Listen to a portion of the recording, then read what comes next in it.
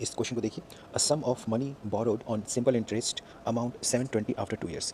किसी मनी पे जब लोन लिया गया है, उधार लिया गया है, तो sum of money borrowed on simple interest amount two, तो टोटल जो उसे अमाउंट लौटाना पड़ रहा है, नॉट इंटरेस्ट, टोटल अमाउंट जो उसे लौटाना पड़ रहा है वो 720 लौटाना पड़ रहा है after 2 years, right.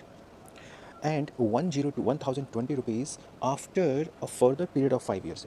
It means 5 साल और, है ना, मतलब टोटल 7 years, 7 साल के बाद, शुरू से अगर हम देखें तो 7 साल के बाद उसे जो टोटल अमाउंट है ना, जो उसे लौटाना पड़ता, उसको 1020 रुपीज़ लौटाना पड़ता। तो कह रहा है कि borrowed sum of the money is, तो कितने रुपए का उधार लिया गया था, ये हमसे पूछा गया है। ठीक है, सिंपल इंटरेस्ट की बात की गई है। सिंपल इंटरेस्ट के लिए आपको पता होना चाहिए कि सिंपल इंटरेस्ट में जो इंटरेस्ट होता है वो ईच ईयर कांस्टेंट होता है, क्योंकि रेट ऑफ इंटरेस्ट कांस्टेंट है, प्रिंसिपल कांस्टेंट है। तो जो इंटरेस्ट जो होगा वो हर साल हमारा कांस्टेंट होगा, राइट। तो मान लेते हैं कि जो मेरा प्रिंसिपल है वो क्या है, पी है। Let suppose the principal is P, और जो मेरा सिंपल इंटरेस्ट जो हर बार जो मेरा बन रहा है वो मेरा एक्स है, ठीक है। तो ईच ईयर मेरा एक्स रुपीज़ का इंटरेस्ट लगता है। तो 2 साल के बाद मुझे टोटल कितने रुपए लौटाने होंगे, प्रिंसिपल तो लौटाऊंगा ही, और मुझे 2x लौटाना होगा, है ना। ये मेरा टोटल इंटरेस्ट बन जाएगा 2x। तो मुझे जो टोटल अमाउंट रिटर्न करना होगा वो 720। सिमिलरली अगर मैं 7 साल बाद उसे लौटाऊँ तो मुझे प्रिंसिपल तो लौटाना ही होगा, और 7x मुझे इंटरेस्ट लगेगा, और इसकी वैल्यू होगी 1024, सॉरी 1020।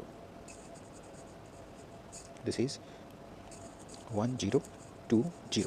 अब हमारे पास देखिए सिंपल दो इक्वेशन बन गए, दो इक्वेशन है, दो अननोन है।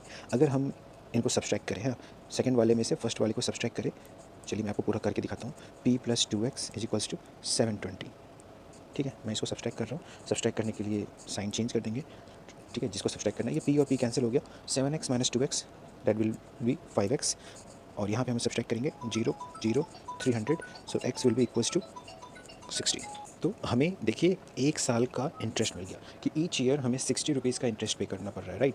तो अगर मैं इस x की वैल्यू को इस इक्वेशन में पुट कर दूँ या किसी इक्वेशन पुट कर दूँ तो मेरा आंसर आ जाएगा, है ना।